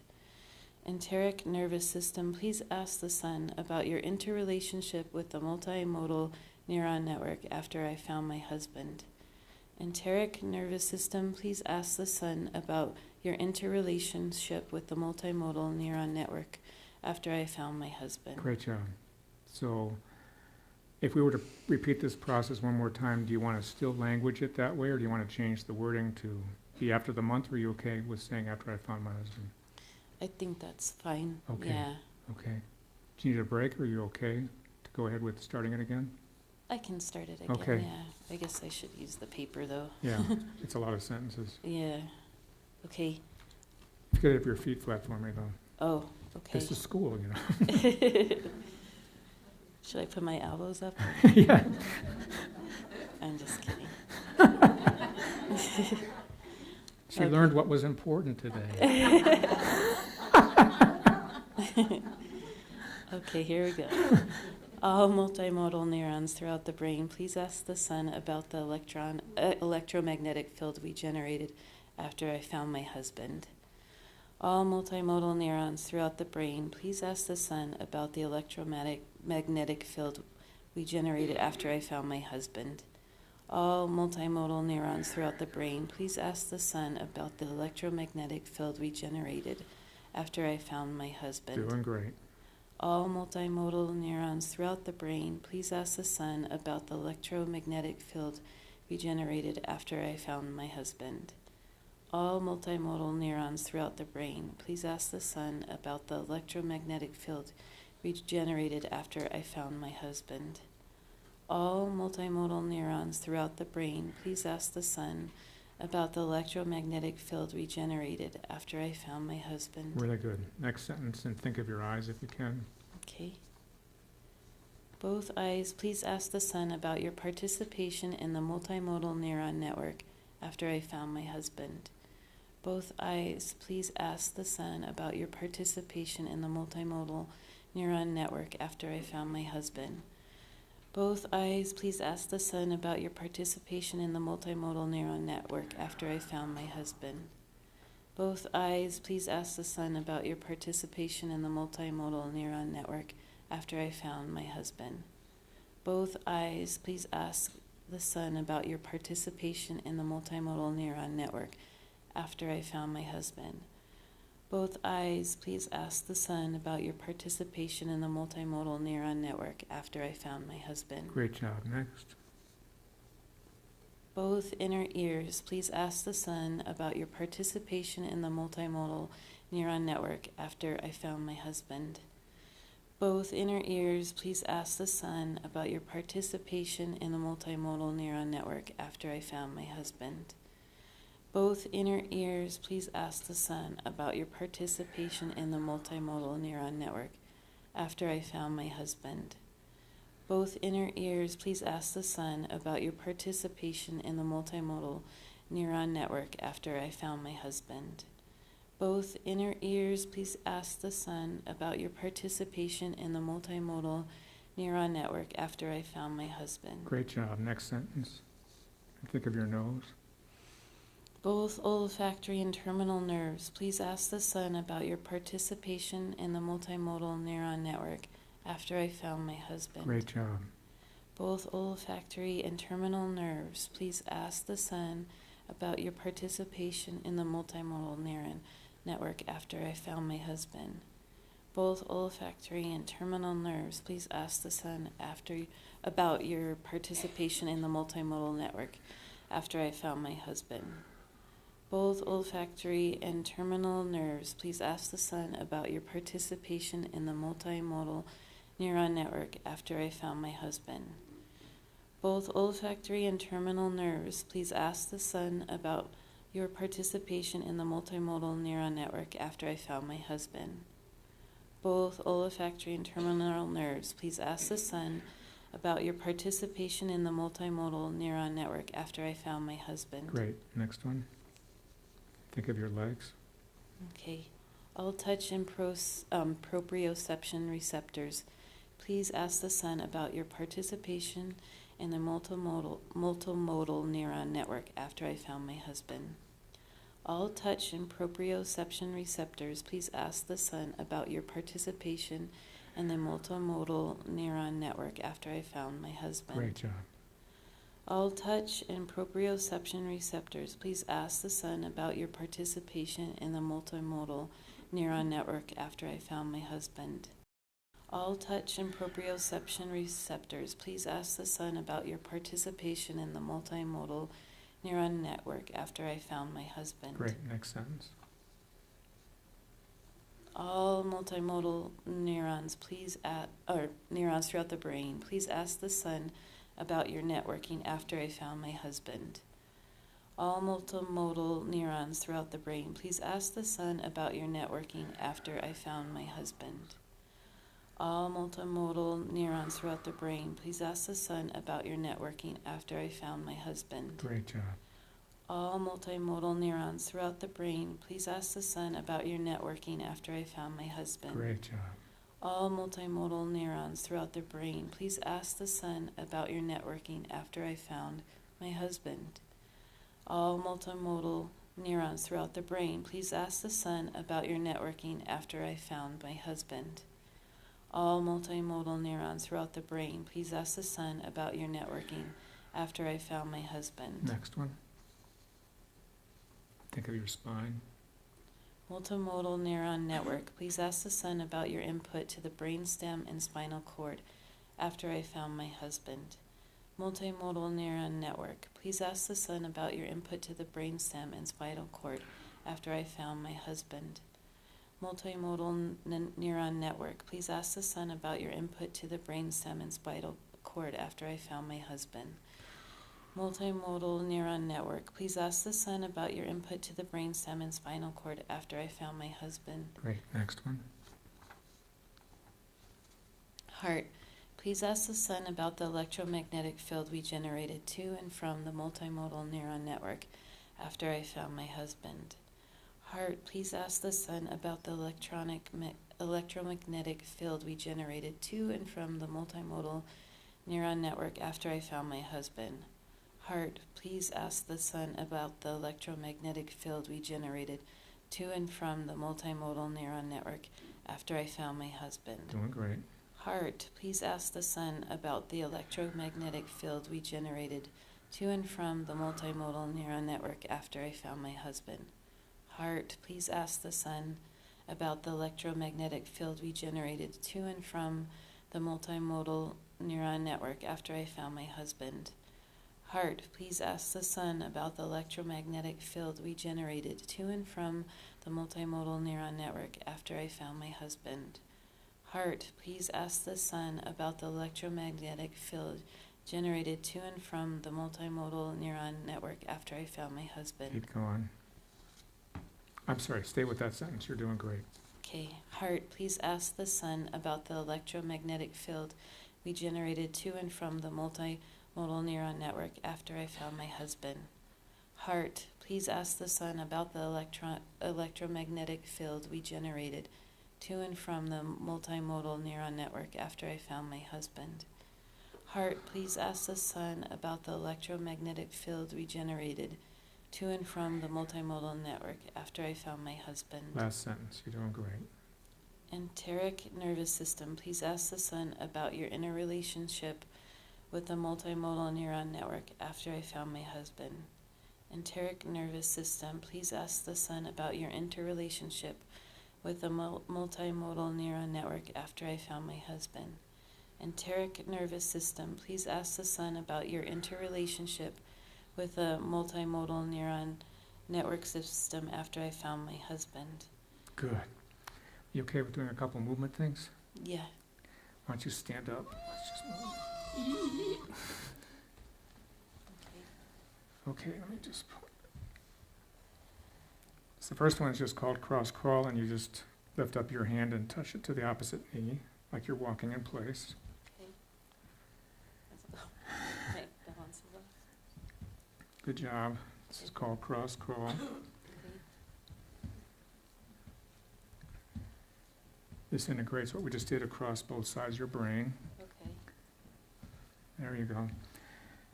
Now here's a little bit different one. You touch your hand to the foot behind you that's opposite. So you go left hand to right foot. Okay. Good, and then like that to the opposite one. Good. Oh, she's doing it. Good. Good. Good job.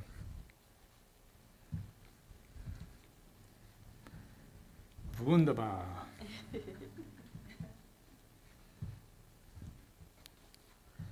Sorry. No, you're doing great. Good. Good job. Excellent.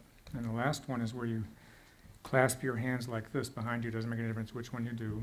Okay. And you draw an 8 sideways with your hips. Okay. Just both sides or kind of just Yes. You draw an 8. one? There you Okay. go. Good job.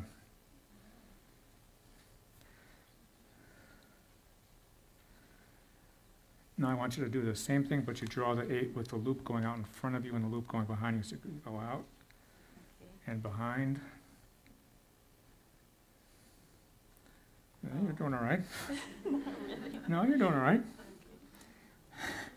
I think this is the one our brain needs. Good job. There you go. Good. So, You're more doing like great. the infinity. Yes, it's like the infinity. There you go. Excellent. Why don't you have a seat? You're really good.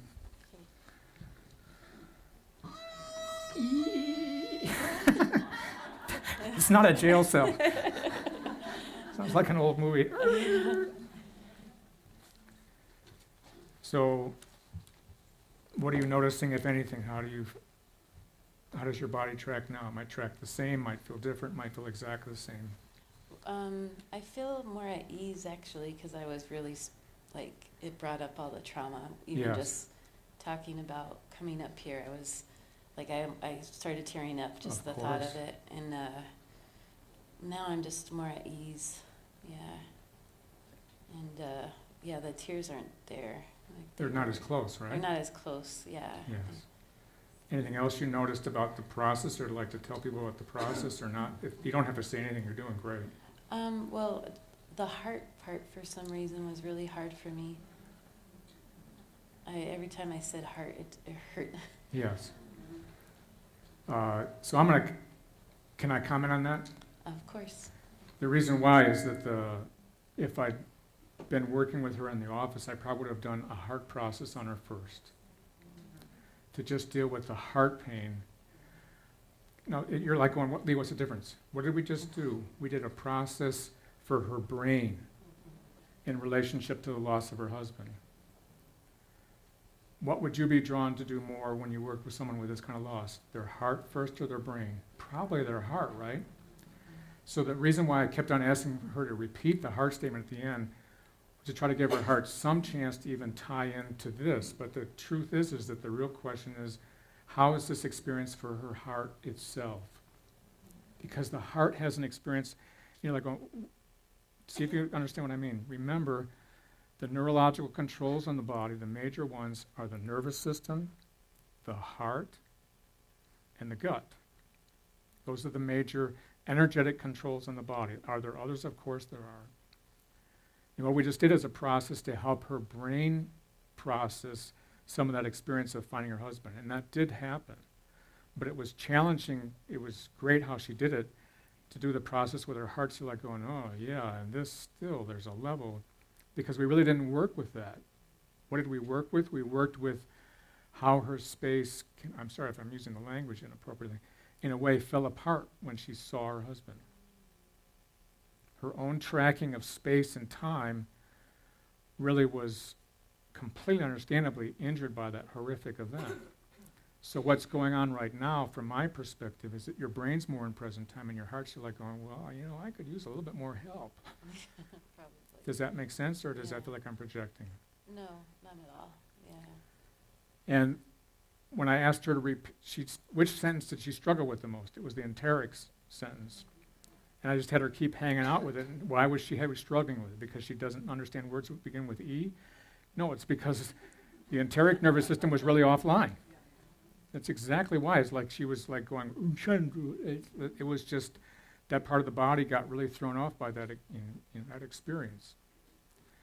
In the beginning, I had her repeat the sentence several times more than 6 or 8 because she was on stage and nervous. I was just trying to let her body sink into the process itself.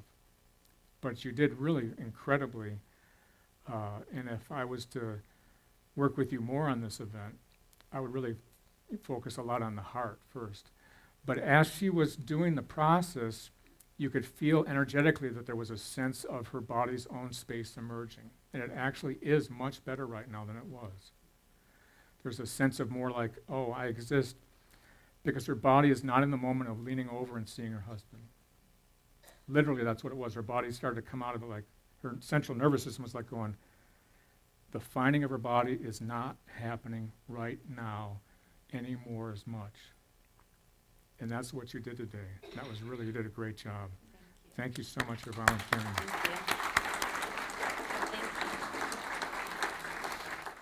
So the question was, what happens if there's surgeries that actually cut through nerves?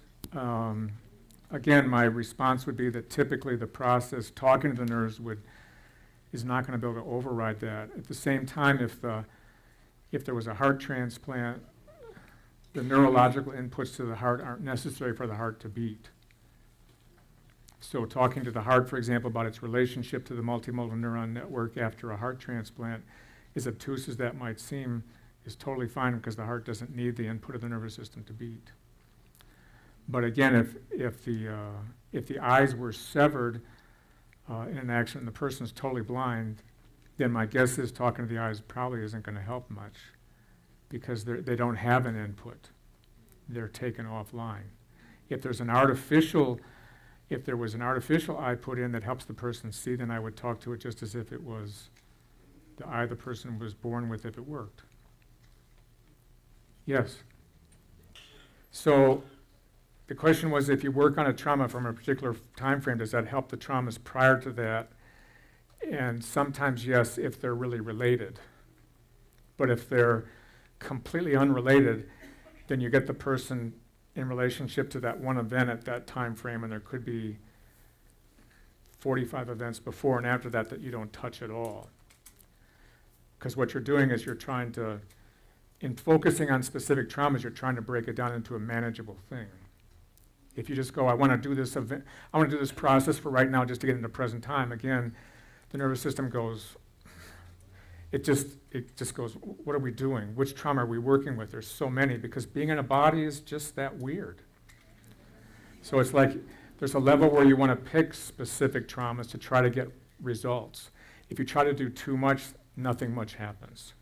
Does that make sense? If you try to just deal with everything, I'm not saying you were implying that, I'm just saying there's a level where talking about specific events makes the body go, oh yeah, I remember that event, and I remember how I dropped my peripersonal space after that. You're saying we could have it back? Oh, that's interesting. Let's do that. So the question is, how do you manage which one to pick?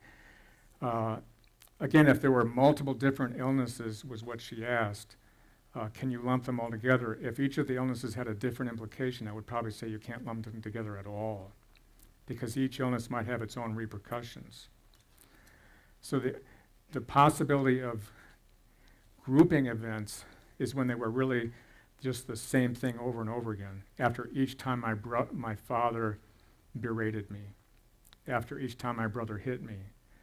But at the same time, if you had 5 car accidents, and one of them you had a severe concussion, another one was in a totally different town, and all these different places, you can't really group those, because there was this car accident that did this thing to my body, and then this car accident did that thing to my body, and they're really not groupable.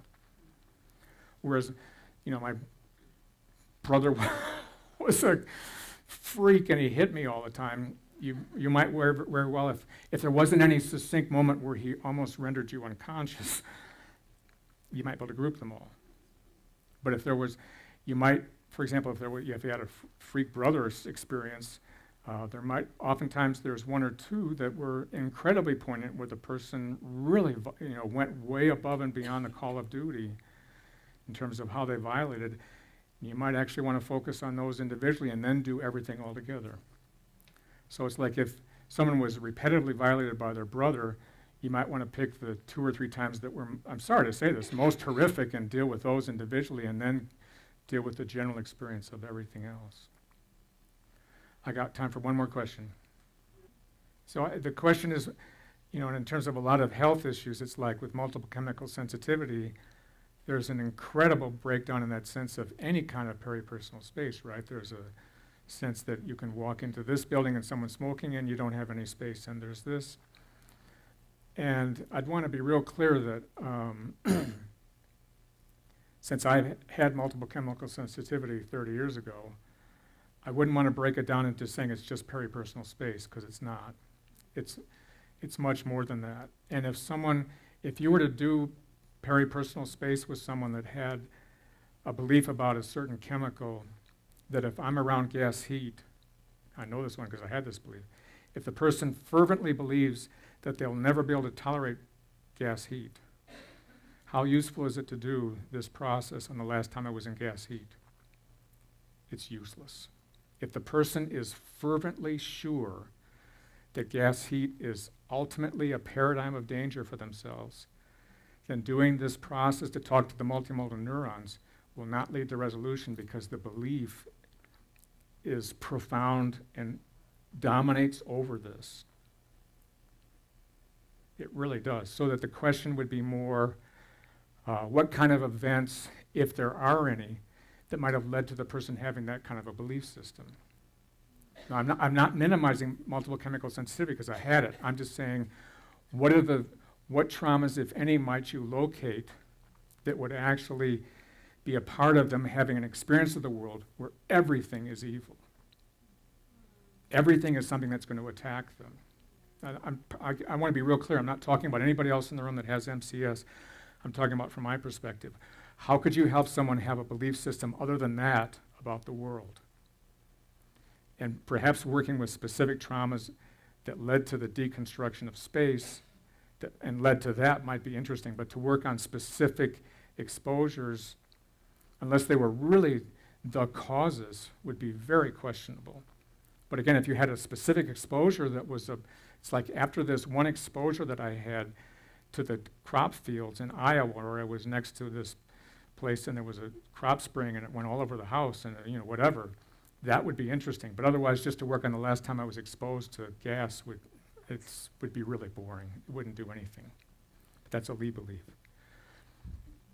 I think multiple chemical sensitivity is an incredibly challenging thing to work with, having been there. So what is this concept then? Peripersonal space literally is about that there's a part of your experience of the world that's within arm and leg reach, where there's actually a magnificent collection of neurons in your brain that track that. And what do they want? They want to feel like they can defend that. Your body wants that to have a sense of safety, to have a sense of strength, to have a sense of self. And all those disparate neurons and all those different parts, there's some in the visual cortex and some in the somatosensory cortex, etc. They all work together in a network. They're not piecemeal. And they're all about you feeling safe. They're all about you having a sense of safety in the world because you can defend this space. This is mine. I can let you in if I want. If I don't want you in, I can keep you out. That's a huge deal on a body level to actually feel like that's a possibility. If trauma takes this down, it's understandable that someone could cycle in hypervigilance, dissociation, or freezing because they feel no sense of control over their own space. This process is about recreating it. And it's about not just conceptually going, it'd be nice to have your space. It's like actually helping a body track that space again and actually helping them feel like they can defend it. And what's it about? Safety, controlling who does come into your space and who doesn't, self-sabotaging less, moving through space. If you're someone that bumps into things a lot, gets a lot of head injuries by hitting your head on things, this is a part of that play because your body's not tracking that. If you repetitively keep doing this stuff over and over again, it's because your body's not online in this aspect. Connecting, making changes that are deemed as impossible. I'm really honored that you came. Have a great day.